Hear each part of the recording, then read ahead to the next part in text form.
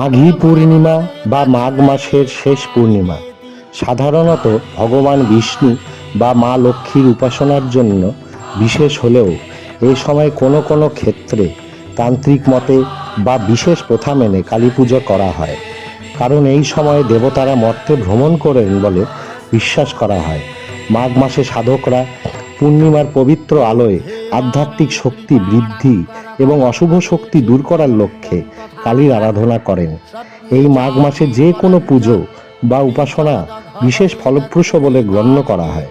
কালী পুজোর মূল উদ্দেশ্য সমাজে অশুভ শক্তির বিনাশ এবং শুভ শক্তির প্রতিষ্ঠা করা, যা এই পবিত্র তিথিতে করলে বিশেষ কল্যাণ পাওয়া যায় বলে বিশ্বাস করা হয়।